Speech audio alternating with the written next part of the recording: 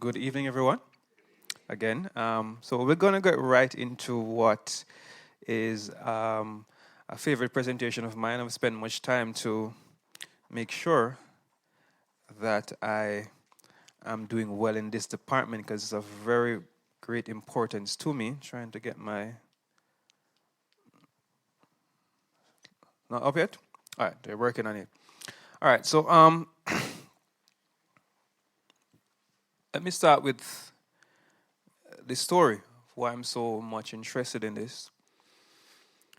I have an office in a place in Jamaica called Old Harbor, and there is a neighboring community called Old Harbor Bay, very near to the seaside. And I had a patient who died about 5 years ago. But for all intents and purposes, she may have died as many as 6 years prior to her actual death. She was once a teacher who retired, and her relatives recounted to me that when she got into her 60s, she started to have some problems. Initially, it was just forgetting where she would have placed things in the house and would resort to blaming her relatives for taking them up. Then it progressed to where she would forget people's names, people with whom she was familiar for many years. Then she began to forget the name of her relatives, even her children. Remembering their names were very challenging. Then it progressed to the point where she forgot to do things properly. She would put the pot on the fire and forget to turn on the stove, or turn the stove on with nothing in the pot. Then she would begin to put on her skirt first and then her underwear after. It reached a point where she, though still physically strong, couldn't do a lot for herself. Her daughter recounted to me one very memorable incident when she was bringing her food. Her daughter lived next door, and they had to stop her from cooking, and so she was bringing dinner to her, which she had been doing evening after evening. And on seeing her approach the house with the food, her mother grabbed a weapon, which was in Jamaica a machete, a large knife that we used to, you know machete, right? Yes, all right. Grandma grabbed a machete and chased her out of her yard, thinking that she was the intruder who was taking up her money, taking up her underwears, taking up her sheet, and she had to run. She eventually progressed to the point where she couldn't do anything for herself. If I should make a list of all the diseases that I would not want to have, dementia would be at the top of the list. When you develop dementia and lose your memory, you lose everything. You lose the memory of all your accomplishments, of all the people you loved, of all your relationships, of all the great times in your life. You lose the memory of who you were. Your personality change, and eventually your relatives just watch you become a shell of yourself. You literally cease to exist even though you're alive. It's the one disease you don't want to have. I have good news and I have bad news. A large proportion of us here will develop dementia. But the good news is it's, to a large extent, preventable. Your risk of getting this disease is, to an extent, within your control. You see, Your brain has been described by scientists as the most complex and most amazing creation on the planet. It's more complex than all the supercomputers. Those computers were designed by people, and we understand how they work, and we can trace the circuitry and the movement of every electron through every wire, even the nanometer chips. We understand how they work. The brain is so amazing that even after many years of research, we still do not understand fully how the brain works. Poll question tonight. Where is your second brain? Is it in your spine? Is it in your tummy? Oh, you've been learning. Okay. All right. So you already got that one. So yes, there is a second brain in your intestine, which actually functions independent of the one in your head and direct a lot of the functions of your intestine. That's an interesting question just to get to. Before I get into tonight, tomorrow is another interesting topic. Let's see the hands of those who are alive tonight. All right, most of us, I'm happy to see that. Let's see the hands of those of us who are breathing air. Most of us, all right. Let's see the hands of those of you who drank anything at all today. Did you eat anything at all today? All right, if you answered yes to any of those questions, chances are you inadvertently took in some undesirable toxins, whether through the air or through the water or the food you ate. There are things that get into your body that shouldn't be there, and you want to get rid of those things. Come tomorrow, I'm going to tell you what the common ones are and how to help your body more effectively get rid of them. So that's very important because those toxins can make you sick. It's time to stand. I get my screen at the back.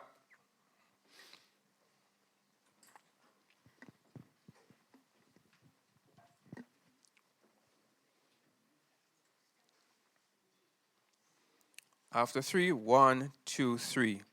I am fearfully and wonderfully made. I was bought with a price. My body is a temple of God.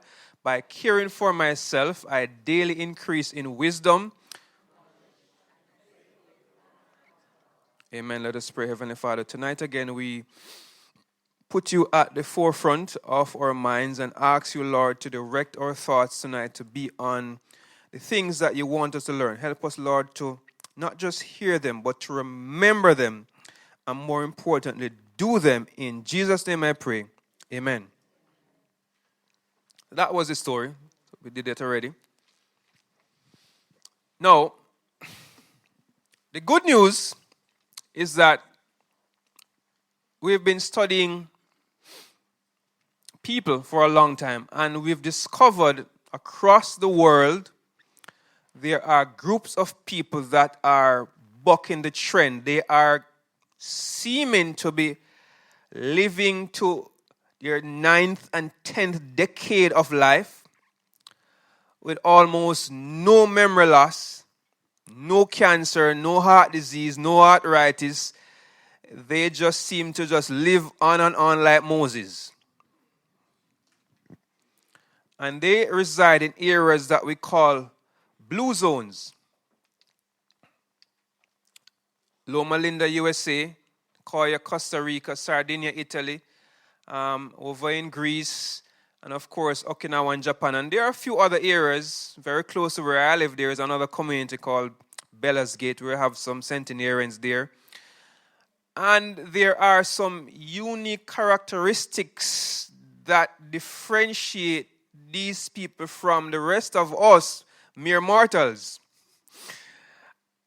It's not genetic. It's more about how they live and their lifestyle. And having studied them, I am hopeful for myself and for you that if we do a few of the things that they do, we may get some of the benefits and enjoy some of the longevity brilliance that they do. So tonight I'm going to draw heavily on what we have observed among these groups of people to inform us individually and as a group that we too, even in Watford, can live long and stay healthy. You believe that? So this is one of the communities, Sardinia in Italy. And having studied these people, we find again that they have almost zero dementia. Nobody there dies from Alzheimer's or vascular dementia. Nobody there has any memory loss. The oldest among them can have a conversation with you that's totally lucid and make sense and recall events from long ago and recently. In this population, we find a couple of things. One, they are very physically active. These people walk a lot. They are up and down every single day. And they eat a diet that's primarily plant-based. In Italy, they have lots of grapes and lots of healthy vegetables and fruits. They are not necessarily vegetarians, and some of them do drink alcohol, but their lifestyles in terms of their physical activity and the amount of plants they consume make them stand out. Their diets, 20% other vegetables, 17% just greens alone, so that's 37% vegetables. They consume lots of fruits, legumes, potato, olive oil. So between here and here, over 75% of their diet is plant-based. They do consume a little fish and a little pasta and a little meat. So imagine if you are doing most of all of this and leaving out the negative parts of it. Something that's unique to them and in Greece is their consumption of olive oil. So we found olive oil and coconut oil to be very effective to reduce brain inflammation and boost memory when consumed over a long period of time.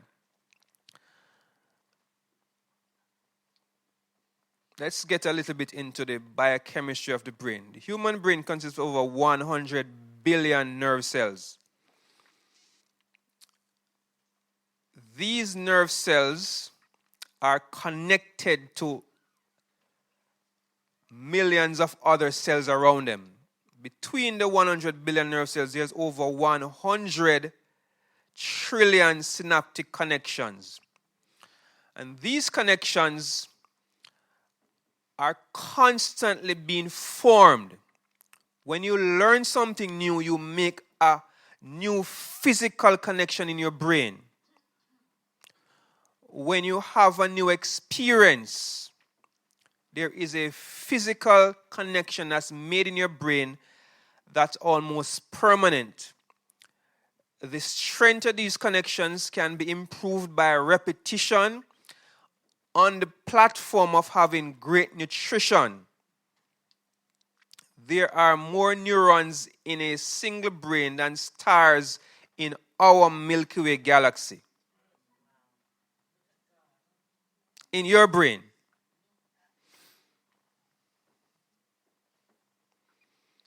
Interesting facts. Your brain, about 3 pounds, can hold the entire memories and learning of your entire lifetime. Imagine how much gigabits or terabits of space that must be. Your brain works 24 hours a day, 7 days a week. And you learn when we do sleep that you may have thought that your brain is more active when you're awake, but in fact, it's more active when you're asleep. A lot goes on in your brain when you're asleep, more than what happens when you're awake.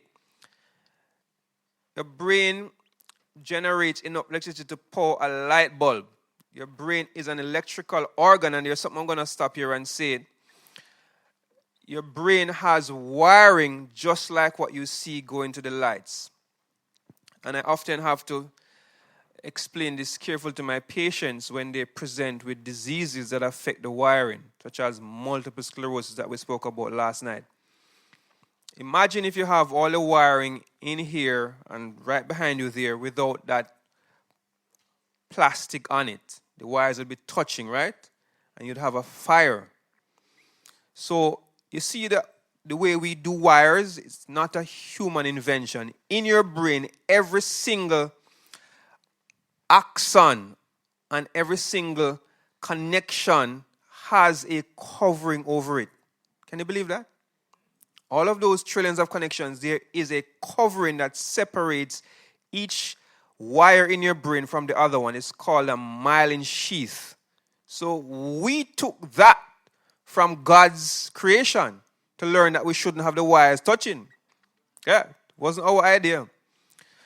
And these connections are formed by something called omega-3. That's what omega-3 is for in your brain.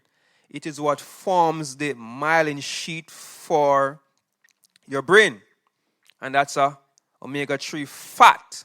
It's a fat. The other important fat in your brain that makes up over 50% of a cell membrane, can anybody guess what it is? Another important fat. It's called cholesterol. So the cell membranes in your brain are made from cholesterol primarily. So your brain is a very fatty, soft organ, and you need to have adequate supplies of these two fats. And I'm dwelling on this because you've been told that cholesterol is bad for you and you should avoid cholesterol-containing foods. Your brain needs cholesterol so bad that your body makes cholesterol. Yes, your liver makes the cholesterol your brain needs. And we've been told for a while that getting your cholesterol very, very low is a great idea. And so what we've seen now is that people who take cholesterol-containing drugs, cholesterol-lowering drugs, and lower the cholesterol too much, their rates of dementia increases. So there is a downside to dropping your cholesterol too low, because your body needs cholesterol to make vitamin D, to make all your hormones, your testosterone, estrogen, and to build your brain. But we'll get into that a little more in another presentation as to what you do about this cholesterol misinformation that you've been fed. Your brain, as I said, is very fatty, so it's very soft and easy to damage, and so you have a skull to protect it.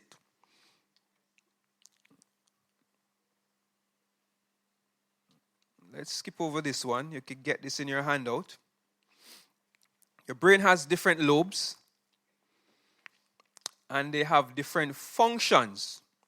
For tonight, I want to focus on a couple of areas.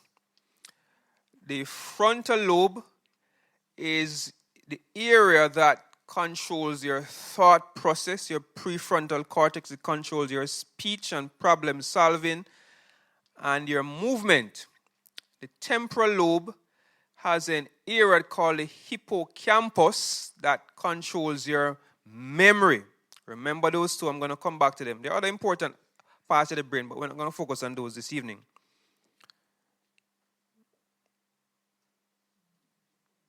There is an intimate connection between your brain and your intestine, your second brain. And so it's important you understand that when you have brain problems, depression, schizophrenia, bipolar disorder, obsessive compulsive disorders, developmental disorders in kids like autism and ADHD, many times the underlying problem is not up here, but down here.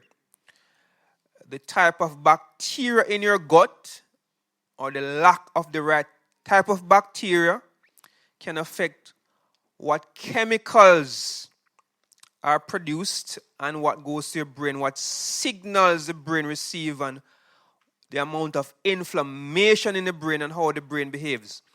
So in dealing with all of the brain disorders that you may come across, fixing your gut through what we've discussed before, our 4-hour program, may be the solution. Now, I'll give you a couple quick anecdotes. In Brittany here, they pioneered an important technique called fecal microbial transplant.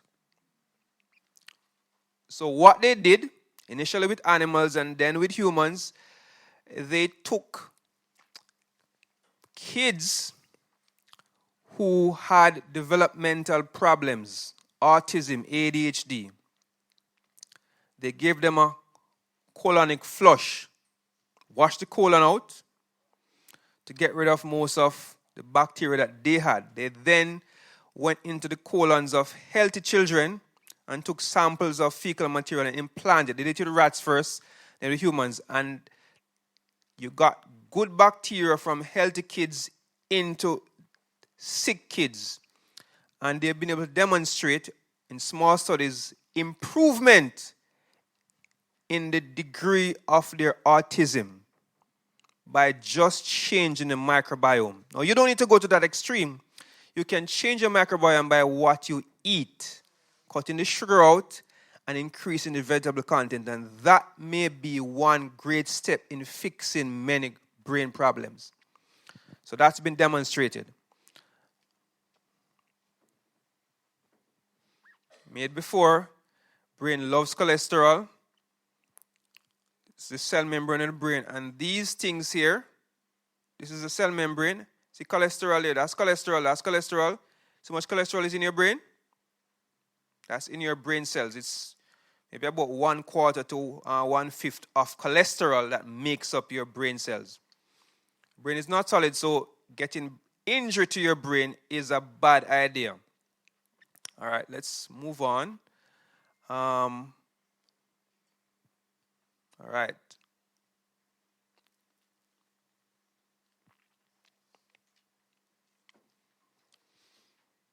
These are some common brain problems that you may experience, psychiatric disorders. These have been on the increase. Maybe somebody here knows somebody with at least one of these. For depression, we tend to give antidepressants that may increase the serotonin in your brain.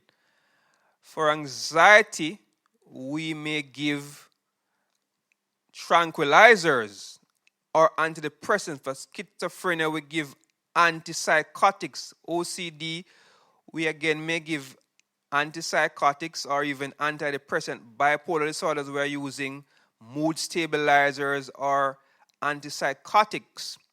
But there is a doctor from the UK. Her name is Dr. Natasha Campbell McBride. She had a child with autism. Her child was born. She's a psychologist, a neuroscientist. And when her child was diagnosed, she was very frustrated with the lack of effective treatments available right here in the UK. And so she decided to research and figure out a way how to treat her child.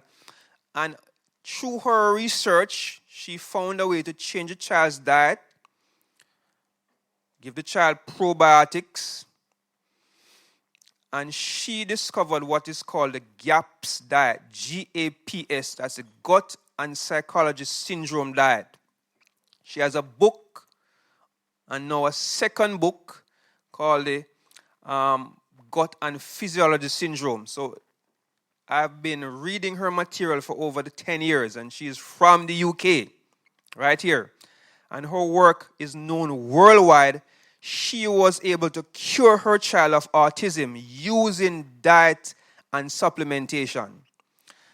And she's found in her research that not just autism, but all of these conditions are treatable by treating the gut using diet and supplementation, because we find many instances where there is family history and there is trauma, which does contribute, there is a disorder in the gut that forms the trigger for psychiatric illnesses.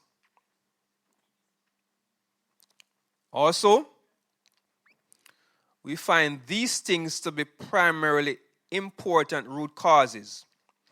Vitamin D deficiency is a well-known cause of mental illness and is very commonly seen in northern countries like yours, where, as I said, in the winter you have very low vitamin D levels because the sun is not there. So every winter, the prescriptions of antidepressants go up. It's more commonly diagnosed as seasonal affective disorder, SAD. So I don't know if you have experienced it, but many here have. So fix the gut, get your vitamin D levels sufficient, and you're well on your way to solving many brain problems that you might experience. Heavy metals is a big factor for tomorrow in detox. You want to learn what those are, where they're from, and how to get rid of them. That's coming tomorrow, because that's going to help your brain. Another common cause of brain problems, especially depression and anxiety, is thyroid issues, the most common of which is Hashimoto's thyroiditis, an autoimmune disease linked to the consumption of flour. All right. Stress, big cause, big trigger for mental disorders, including dementia. So we find that persons who are stressed, persons who are lonely, have higher rates of dementia than other persons. And for obvious reasons. Poor sleep, which you learn about come Sabbath, I think. We're going to be looking at how lack of sleep affects your brain and brain function and its contribution to autoimmune diseases. Must spend a little minute on this.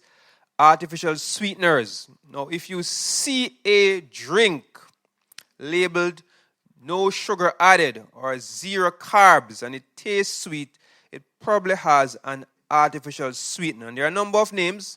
There is aspartame and NutraSweet and Equal and Splenda. You're familiar with these names?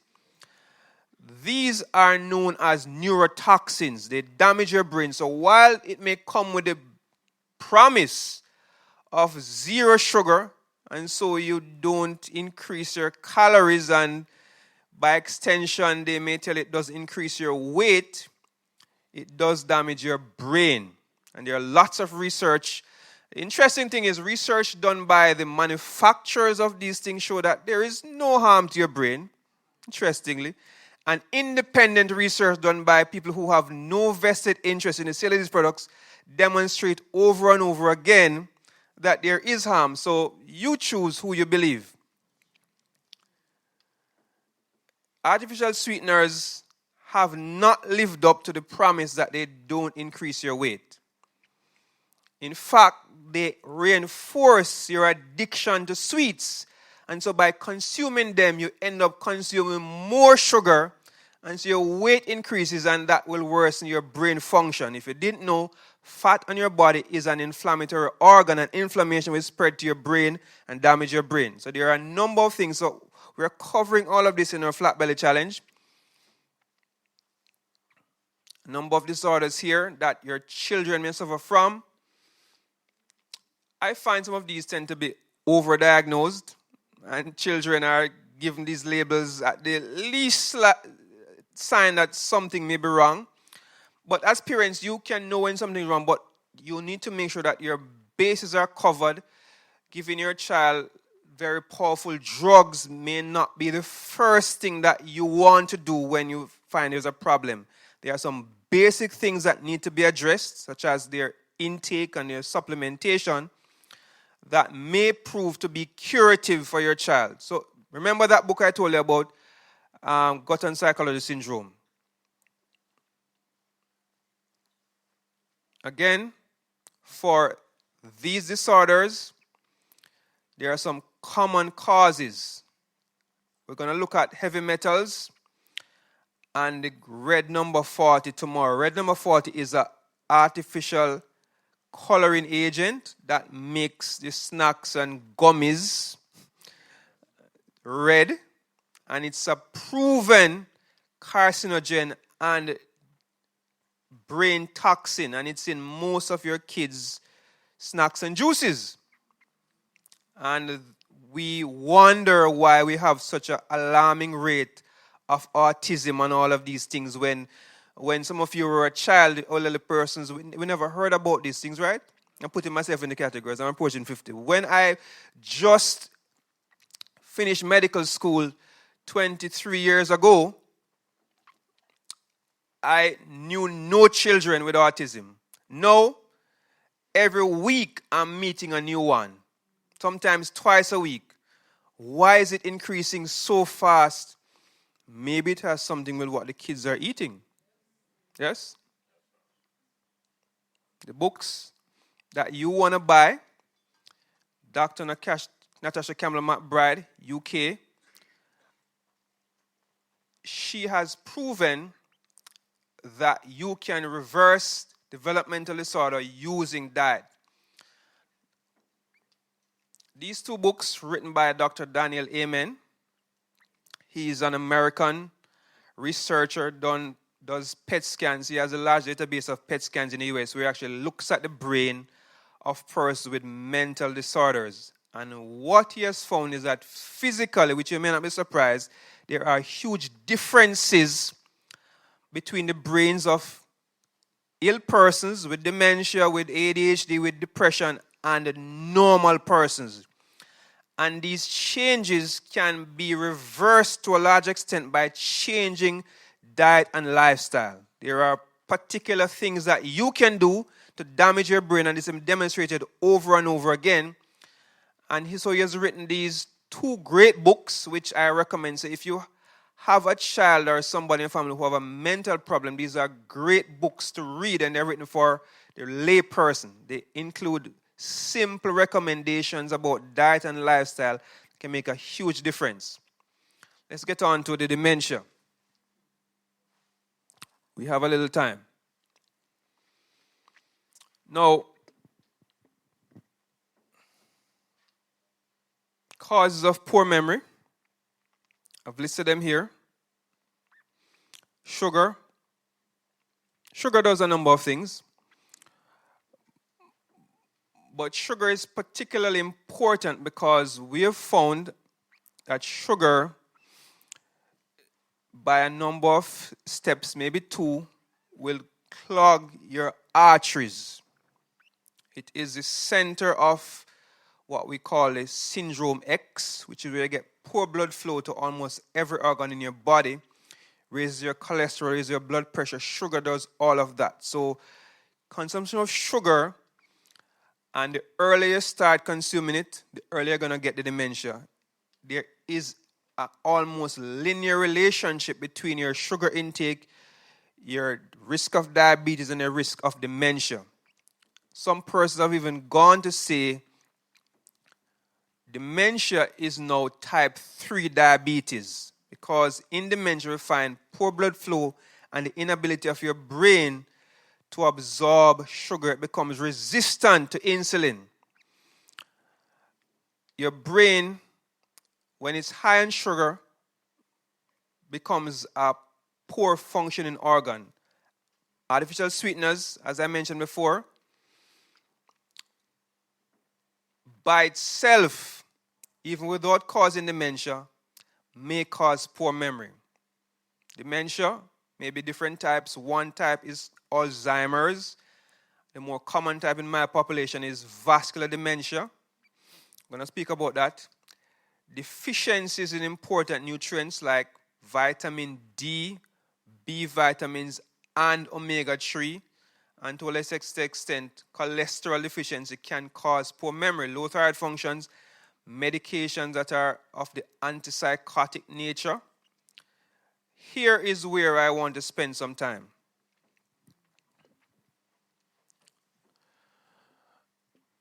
There is an organ in your brain called, a part of your brain called the hippocampus. Hippocampus. Now,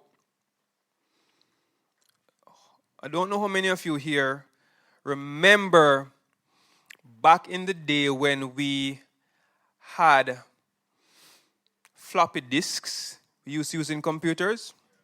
Yeah. That coincided with a period of time when computers were really at the genesis of their evolution. And I remember being in college and I'm typing my work on the computer. And when I'm finished, I have to press save either on my floppy disk or on my hard drive in the computer for it to be saved. That's not what happens now. It just automatically saves. But back in the day, we had to press save for it to be saved. And if you didn't press save and the light went, which back in Jamaica, that would happen 5 times a day, 10 times a day, every day, then you would lose everything that you just typed. Hours of work would have gone down the drain. Because the computer has 2 types of memory. It has a temporary memory we call the random access memory or the RAM. And it has a permanent memory called the hard drive or the ROM. So when you type on the screen, it was saved in the temporary memory. You could see it and scroll and leave it and come back once the computer is on. But once you press save, it goes to your hard drive. So what you're learning here now is being held in your temporary memory, in your RAM. And you have a limited capacity right there. Just like now, my phone comes with about 16 gigs of RAM. The memory that you have in your temporary storage gets transferred when you sleep. So sleeping is equivalent to pressing that save button. And the effectiveness of that transfer depends on the interplay between something called the amygdala and the hippocampus and the size of the hippocampus. Very important. So the smaller hippocampus is, the less effective that transfer will be. The bigger it is, the more effective it will be. And what we found is that inactive persons have smaller hippocampus, while persons who are physically active has larger hippocampus. In Finland, they did a study where they did scans and measured the size of the hippocampus in persons who had mild cognitive impairment, early dementia. And they had them exercise 4 days a week for 3 months and measured it again. Guess what they saw? 50 to 70% increase in the size of the hippocampus. And on memory scores, they improve significantly. So even if you're 70 and you start now, you can improve your memory by moving. Isn't that amazing? So we previously thought that once you became an adult, you can't change your brain. Now we know that's not true. There's something called neuroplasticity. In certain parts of the brain, you can grow new cells.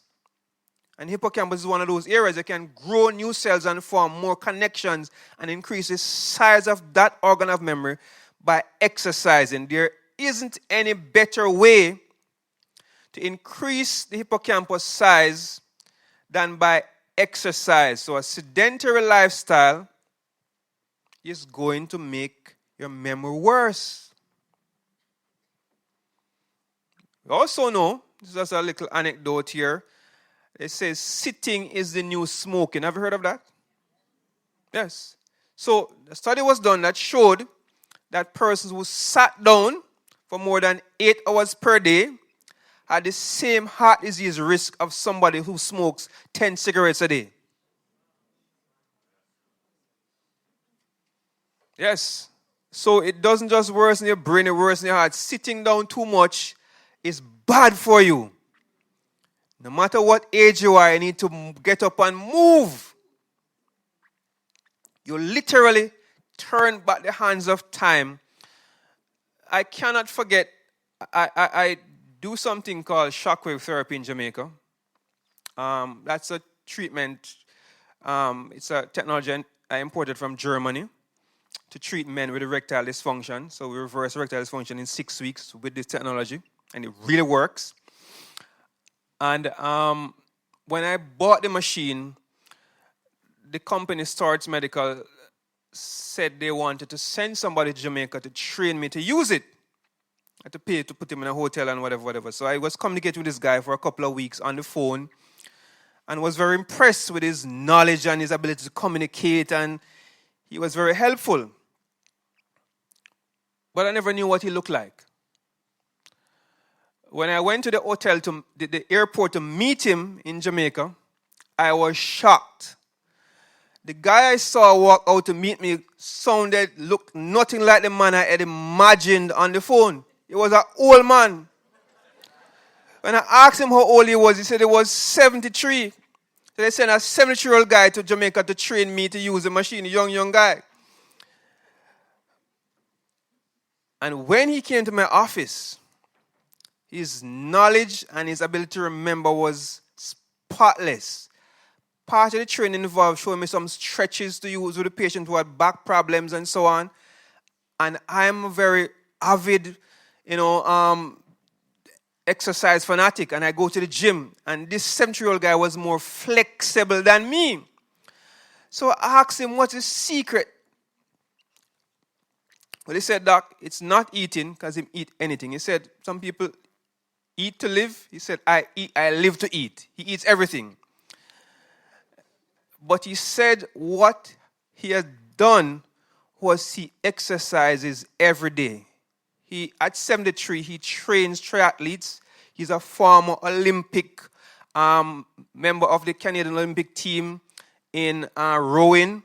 He has broken 7 bones in his body. Even 3 months ago, he was in hospital for a broken clavicle because he was skiing.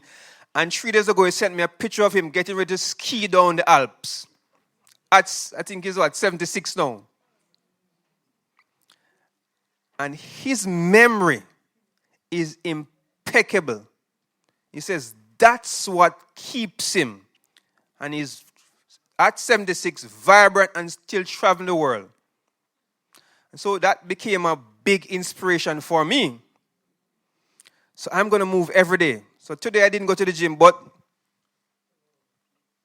I went to London and I'm logging now 13,100 steps. Yep. That I'm walking today. Stress. Stress can come from your job, which tend to last for many years. From your relationship, which lasts even longer. But we find that being lonely is one of the greatest causes of stress and the greatest hit to your memory. So, take home message. If your husband died, get married again.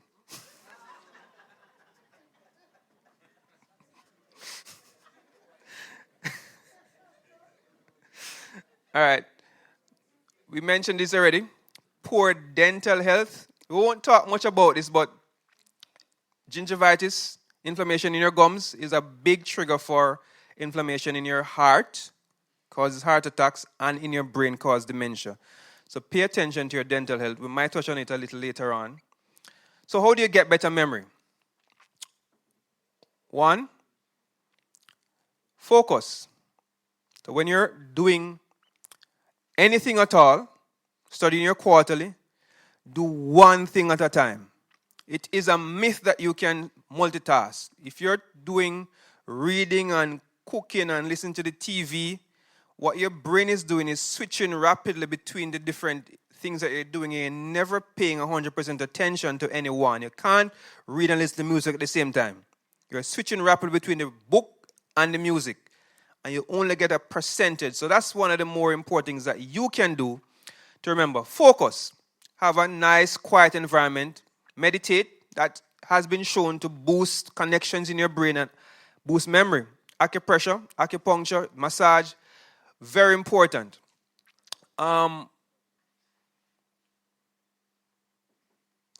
There is something else that you can do to boost memory.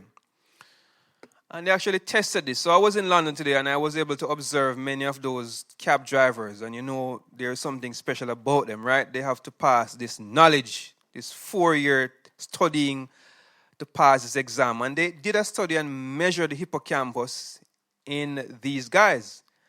And the ones that pass have bigger hippocampus than the average population. And that than even guys who didn't pass the exam. Because to pass the exam, you have to remember every street in London. So the act of studying and reading and focusing will improve your memory. So if you have poor memory, read, study, learn something new, learn a new skill.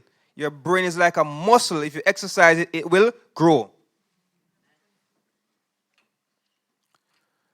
To boost memory, there are a couple of things that we found in Chinese medicine to be very effective to boost memory and concentration, which is by stimulating what we call the vagus nerve. And there are a couple of points on your body that you can actually massage. Yes, so right at the temple here. People do that sometimes to relax them. People are having a headache, you rub that area. Back of the neck here, somebody try to give you a massage at the neck and massage this area.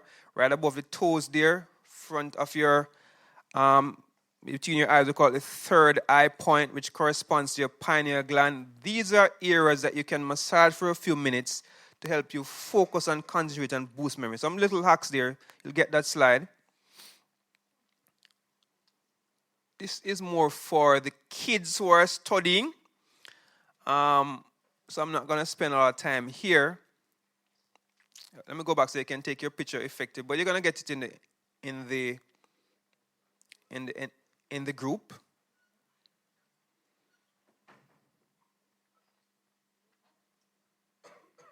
Yes. Here are some other little tips too to boost memory. Learn to write with both hands. It trains your brain and causes your brain to grow. Drive with both hands. That's something that some people neglect to do in Jamaica. Over here I see all of you having both hands on the steering wheel. Brush your teeth with alternate hands. These things exercise your brain and enhance memory. Learn something new. Solve puzzles. It's very, very proven and effective strategies to ward off dementia as it exercises your brain. Try to remember phone numbers, which nobody does anymore. That's been a lost art because our phones now have unlimited memory. Do you remember those days when you could only save 100 phone numbers on your SIM card? Or write them on a book? All right. Now, one of the most effective ways to boost your memory is to read books. Now, there is a big difference between reading a book and watching a television show. Reading books make you smarter. Watching television make you dumber. When you're watching television, everything is presented to you. You're being visually stimulated. You don't need to imagine anything. When you read a book, you have to take those words and your brain transform it into pictures and videos and moving action. So there is nothing in the book. You have to take the words and transform them into a real story. The act of doing that is the most effective exercise for your brain. You want your brain to be lazy, spend 2 hours in front of the television watching Netflix series unending or watching TikTok videos unending. That's the way to get dumber. To get brighter, you read. Read everything. Read simple children's stories. It doesn't have to be complicated. That's how you exercise your brain and you become smarter.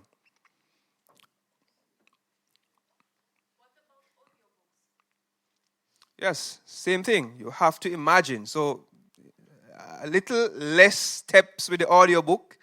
The reading itself and so on is a little more exercise, but the audiobooks you still have to imagine the pictures. So the transfer of words and sounds, the pictures is very effective. All right? So the reading is the most effective. All right? Sleep, great way to boost memory. Not getting enough sleep will worsen your memory. And as I said, transfer from temporary to permanent memory actually will improve will occur during sleep. But there's another step in sleep that I'll tell you about when I talk about sleep on Sabbath. stress reduction. All right, so we talk about that. All right. We did speak extensively about exercise and your brain. All right, so here are my top 11 brain boosting foods. So these foods are going to deliver to your brain healthy plant fats and key nutrients. Avocado is, in fact, my favorite fruit of all fruits. It's seasonal in my country, so when it's avocado time, I don't know how big are the avocados in Britain. Do you get huge avocados? Tiny little Mexican avocados. Yeah. In Jamaica, our avocados are weighing a pound. Yeah, so I'm eating like one or two of those a day when it's avocado time and have them frozen in my fridge and they go into my smoothies. So avocados are one of the most effective brain boosting foods because of the fat they contain. Beets, the color in the beets, that strong red color, means it contains antioxidants that prevent brain cell damage. Same thing that's in blueberries. So any food you see that's bright, intense red, purple, those foods are for your brain. Your berries, again, anti-inflammatory. Broccoli, very much a great food for your brain. And celery, deodorize the body, get rid of heavy metals. Coconut and olive oil. Coconut oil is of significant note here. Coconut oil contains something called MCTs, medium chain triglycerides. These, unlike most other nutrients, can enter directly into your brain and be used as fuel by your brain cells. And so they did a study in Britain here again. You guys are very, heavy into research. So they did a study in Britain where they found that an extract from coconut oil called MCT oil, and I have some in my kitchen in the hotel right now. I brought it here with me because I have to drink it every day. MCT oil has been shown to improve memory in Alzheimer's patients, and they are now developing a derivative of it called ketone esters in Britain here, which they are researching for Alzheimer's, and it's showing great promise. Not proven yet, but so far great promise. So using coconut oil, and what we've seen with the Sardinians is that olive oil may be a big contributor to their memory. Here we go again with the dark chocolate because of the magnesium and other fats it contains. For those of you who are not vegans, egg yolk may contain choline, and salmon contain omega-3. Omega-3 is going to be rich in your plant foods like your chia seed, your flax seed, and your nuts. So those are vegan sources. Of course, turmeric is going to be anti-inflammatory, and that's great for your brain too. So these are the top brain foods that you want to have. Supplements for your brain. Here's one at the top that's going to be very controversial, which you do not recommend. So you may hear people say, boy, when they drink caffeine or coffee, they get a little more alert and their brain does better. Well, for the short term, you may get a brain boost, but there are many downsides to consuming caffeine. And so I am not a coffee drinker. Caffeine does affect your sleep, which actually makes your brain worse. Caffeine may race your heart. It's a diuretic that may dehydrate you. And it's the number one addictive substance on the planet. So most addicts on the planet are in fact addicted to caffeine. Well, maybe sugar, but that comes a close second. On the positive side, there are these other supplements that you might want to consume. Why am I having caffeine twice? Okay. Vitamin B12 and ginseng, omega-3 oils. And over here we have a number of supplements here. And taurine is particularly useful if you have seizures. So various types of seizures are responsive to taurine and it boosts memory.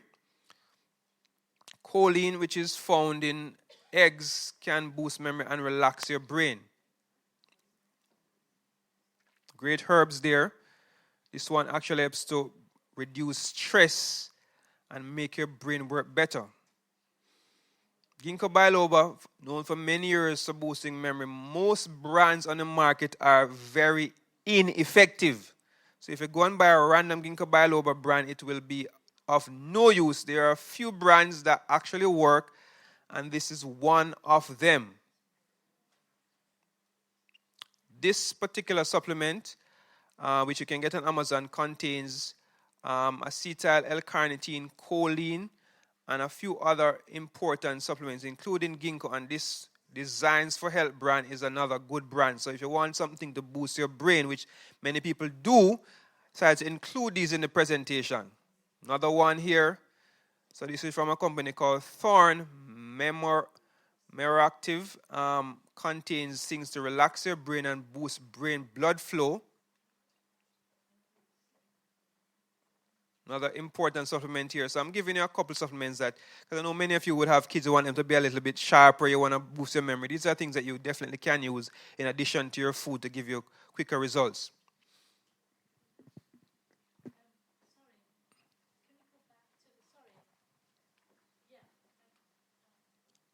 Yeah. Taking a picture. Wrapping up now.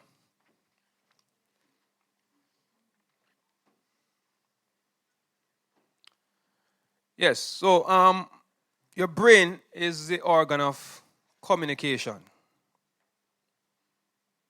Your brain is the organ that has your entire personality, your entire memory, your ability to have a religion, to worship. That's housed in your brain. And communication between your brain cells is very important. That determines how your life will turn out. But there is, just like in your brain, a very important concept I want you to grasp from the Bible. And this is a story recorded in the book of Daniel, where Daniel is praying. And he prays, he sends a message to heaven, and he is waiting for the answer. And he's waiting quite a long time for God to give him understanding in a matter that was very important to him. And the angel eventually turns up, not when Daniel expected, but Daniel was patient. And the angel says to him, since the first day you set your mind to gain understanding and to humble yourself before God, your words were heard, and I have come in response to them. And the angel goes on to say, but the prince of the Persian kingdom, referring to an evil angel, resisted me 21 days. Then Michael, one of the chief princes, came to help me because I was detained with the king of Persia. Let that story just sink in for a minute. When you pray, God hears. Yes? And he always hears. First principle here is that prayer is important. It is, as we say, the opening of the heart to God. God always has a response. And Daniel demonstrated something that we should demonstrate. It's patience.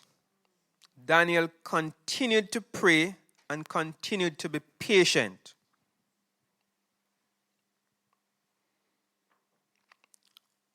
Daniel's answer didn't come at the time when he wanted, because there was,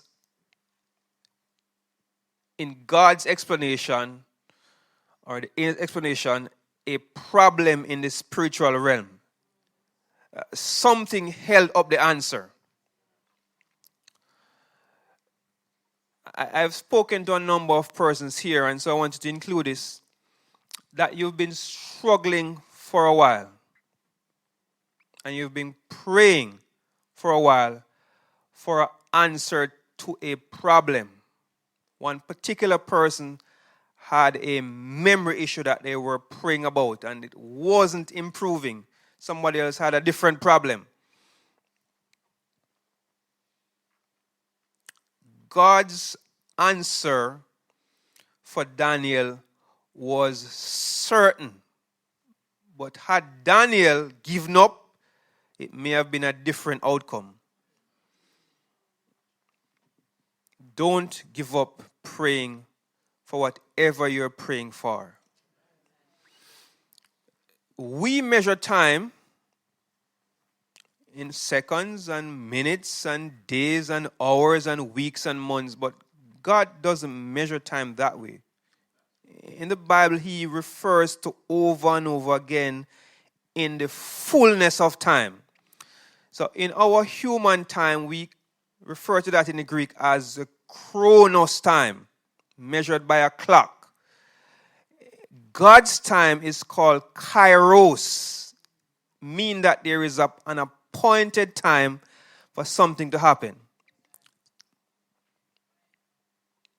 Your time and God's time may not always coincide, but we need to rest our assurance that God hears and God answers, and he is the healer of all our diseases. That patient I told you about at the start, she died a couple of years after I met her. But I wish she was here, or I wish I had met her when she was younger, to tell her that if she started to move a little more, if she started to eat certain foods, if she started to get more sleep, if she started to have less stress in her life and surround herself with lots of friends and family, she could avoid dementia. But she's no longer here. But you are. You are still here, and you can begin today, with the help of God, to reverse and to avoid her fate. So the message has gone forth, and it's up to you to look into the future and decide, what kind of brain do I want? What kind of future do I want? And your future begins today, begins tonight. What will you do? That is a question I want you to ponder. And I'm going to stop now and ask you to ask a few questions